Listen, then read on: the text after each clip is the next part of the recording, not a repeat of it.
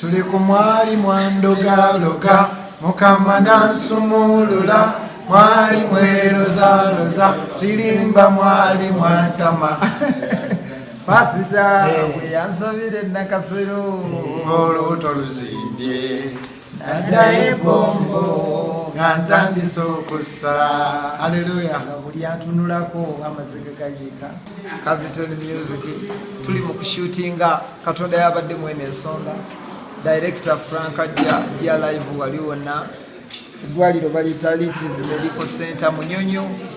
Kati wemba mujja muwonyezebwa endoza kilasi mugiraba mujje babawonye ebirwadde abaana ba kitange kubanga naffe munaawe wetujjanjabirwa wano wennyini.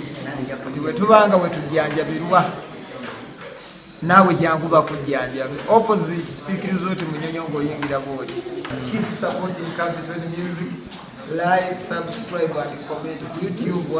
Notification zonna nsumba njagala nnyo enakuba oluyimba lwagenda okula emmotoka bampita ku kyaki ewashibwawo senansana eŋŋamba ng'omuvubuka omuto yali yakadya nga simanyi na bya industry nanzizaamu amaanyi naŋŋamba wayimbye oluyimba luliso lukwata ku mitima gy'abantu kankusabire omukisa ogende maaso era ndowooza byebibalaso ebibala byange ne pasita byebino byenfuna obeera ddala mu ntandikwa ku mulundi gubi si kyaleero kuba musumba tubeereddewo n'embulwadde yajja n'asabira ne mukyala wange n'asumuluka mu gye yazadde tolabanga muwala layini ena gyeva ssebo.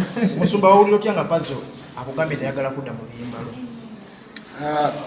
Ekisooka Puzzle ono yali agenda kufa.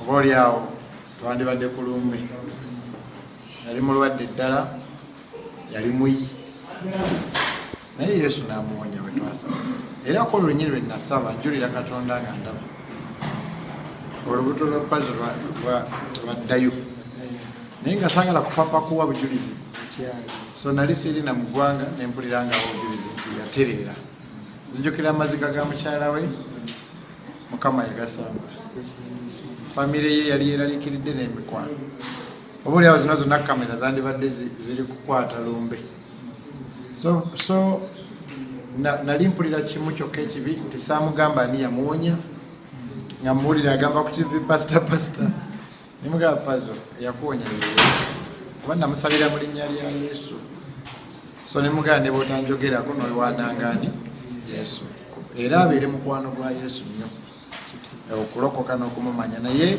twebaza Katonda yakwata olumbe n'alufuula embaga.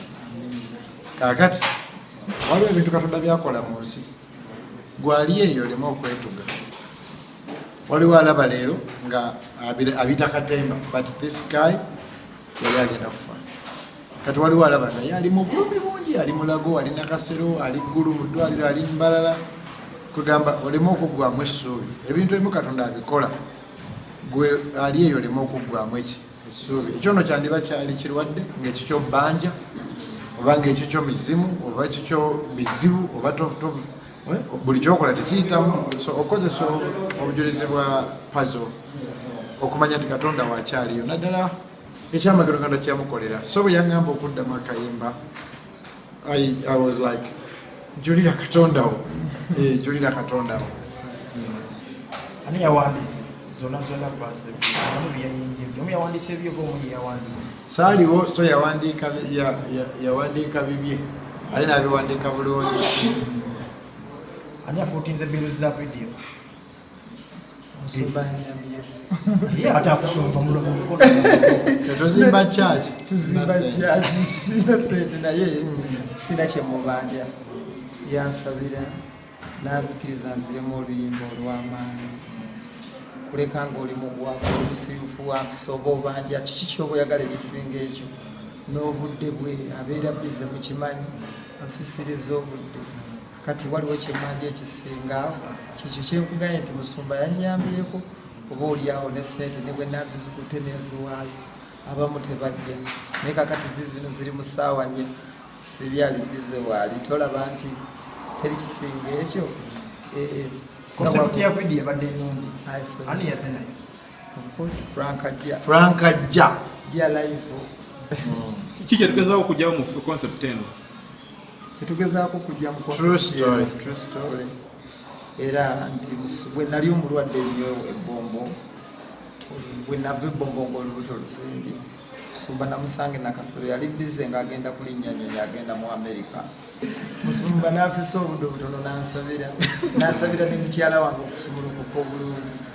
Kakati y'ensonga lwaki mundaba ndi mulamu we yantuukirako nga sisobola kwogera naye bwe yansabira olubuto ne luddayo ne muga naye Musumba bw'obadde onsabira nyina kyempulidde tulidde olubuto luno lubadde luzimbye nga lwekuba luddayo n'agamba nange ekiwulidde naye siri nnyo omuntu mwewaanyi obwo obujulizi gwo gy'okubuwa era tabuwangako nze namala okusaanuula oza bwe yali eyo gye yali nembulemerako enjona nga naye sinze yakuwonya genda webaze Yesu. Musumba kulikayo mu America navuddeyo twali tuli wano e Kampala ebifaananyi ne bitambulatambula ng'okuva America eyo ng'olina omukyala gw'otudde abantu balowooza y'oli owaffe gwe tulindirira tuli ku luyimba lwali lupazo n'obutulisibwe ojja kujja ombuuze eyo tulya Katonda. so video ani akola audio oluyimba luno omuvubuka bamuyita Marvin Baltimore Records. wali ku lw'essalama Salam opposite toto. Okay. He's a very humble guy. Aliadi working yakola bulungi audio muwulira ina future mu industry. Yes. Musumba wabwere wali watya soko tunyumize ebyali ali balungi si kitufu Katonda yabadde mwene ensonga omwana amulabanga yambadde empeta omuwala byali bitya ojja kujja olemeta ola interview tuli ku luyimba funa obudde owuliza obudde n'ekyo tokyanukula ati abantu wandi bagambye bitambulatambula mu bantu nti bituufu empeta ya ddala oba jasi oli omuwala yalina empeta ye bwe yagimuteekako tuli ku luyimba Tova ku luyimba. tova ku mulamu. Musumba buzibu ki bwe tufunye mu video Obuzibu tewali buzibu buzibu wandibadde nti Musumba tazze niwaali kakati buzibu ki tiwali era kikomula naye musanyufu. oluvannyuma lwa Mukama okuwonya gwe ngali lupazo plan kikyolina mu bulamu bwo nga ggwe eri Katonda kuweereza Katonda nakubiriza abavubuka bannange bwe tuli myaka gyegimu abali mu kisaawe ky'okuyimba batendereze nnyo Katonda ate era bamutye nnyo ate era bamwagale nnyo kubanga ye buli kimu. ate ne Katonda second chances are not accidental. Katonda takuwa second chance accidentally. Okitegedde abawonawo mu lyato abawonyewo covid guno mwaka gubadde mubi nnyo ne guli so Katonda baba akoleseewo tozaako buzza ku fujjo weekube mu mutima obeeko byokyusa n'okujulira Katonda era ndibanga pazo Mukama yamuwonya naye waliwo gwe yazimbira enju waliwo gwe yawa omwana kwegamba Bayibuli egamba nti bawangula Sitaani olw'okujuliranga n'olw'omusaayi gwa Yesu owananga Katonda ebirungi byakoledde n'omujulira. So I think Pazzo is going all over nga agenda buli wantu ng'ajulira Katonda yamuwonya. Ekyo kintu kikulu nnyo kiswaza Sitaani. Ate era n'ekirala kigenda kunnyambako okutuusa meseji yange ey'oluyimba luno lwa Katonda yabadde mwene ensonga oba oliawo Musumba gy'atasobola kutuuka kati nga mabaala eyo nze ngendagendayo ensonga ngibagumire mbagayi bannaayo yadde okunywa ntuukayo erayo oza lupi nja kutuuka aba atamidde nga ntuuse ogandi ogenda kuweereza Mukama ogenda kudda mu kuyimba nnyimba za gospel ogenda kufuna church joininga kwaya ogenda kuweereza okuweereza Mukama kubamu bingi bannaye omwana tomuteeka mu position ate kweyama byonaddamu omubuuza enkya omanye bamawulire akulekerayo ekintu asobole okudda ekyati oli waŋŋamba gweweereza Mukama n'omutima gwo. Musumba nga tukuta church eri kuki okuzimba kwa church kuli kuki nebaza abantu mwenna abatuzimbiddeko naddala mmwe abatambudde naffe olugendo okuva mu konsati y'enkuba katwamaze okuteekako akasolya nebaza abantu abajja nga babeera bawaayo sente abamu sibamanyi babana ku social media nebaza abajja jjo mu breakfast twakola breakfast nga buli omu osasulayo miliyoni emu twali tunoonya abantu 100 twali tunoonya obukadde bwalime twali tunoonya obukadde bwe Uganda 5 kati abayimbi bainjinia ne batugamba mutuweeyo 10 tutandike endala nezituwe mpola mpola so nempita abantu batoye miliyoni emwe era mwandaba ku TV na goza mwenga mpita abantu era kwegamba sina TV wenebaliza naye kati kenfunye omukisa ku mukutu guno mwebali mwenna abajja nali noonya abantu 10 miliyoni emu nenfuna abantu 2.5 miliyoni emu akati twasobodde oteekako akasolya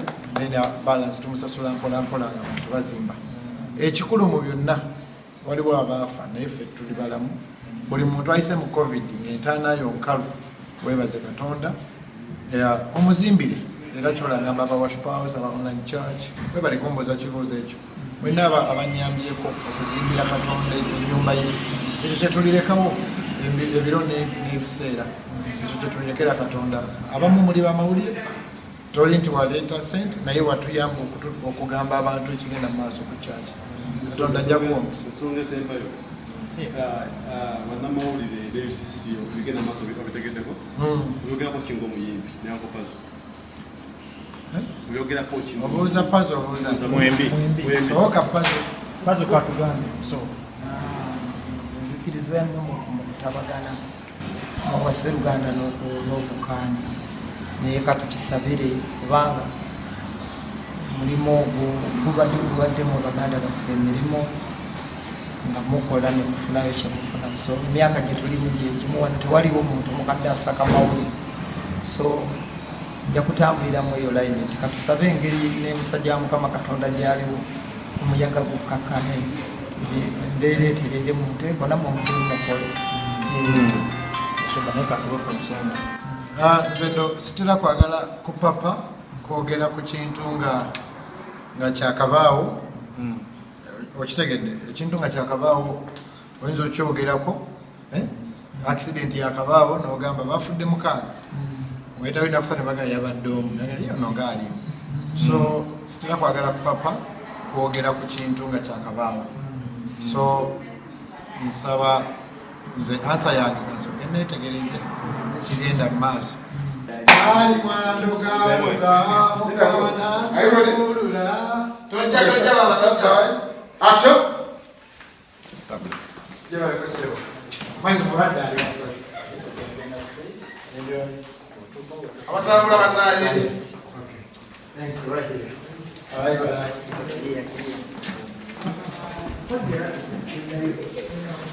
alright stand by action jeba kusebo ani mujaba wali wale mukasajja mumviramu okay stand by action sema jebale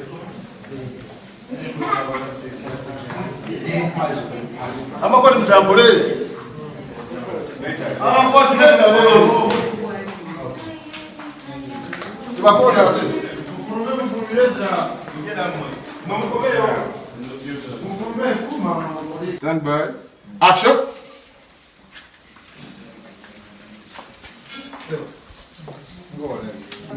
wewe ndio ulikafu msumo animaje kusabira yeye bakana kwa yeye abasinga babera sale rume ile na kasere ya zengu stand by action kama Katonda tukwebaza olwa Buganda yange kubanga wamuwonya ebyaddala n'omuwonya entaana nsaba ategeere nti Yesu yemuwonya ayagalimu Yesu obulambe bwonna kubanga yemuwonya entaana mu linnya lya Yesu Kristo abantu bakulabireko bakujulire kubanga nziri pazi agenze mu nsi yonna ng'akujulira nti gwe yamuwonya gwakola ebyalema amasamizi gwakola ebyalema amasawo mu linnya lya Yesu Kristo tukwebaza Amen. kati yambale ngoye eza smart oyingire kagala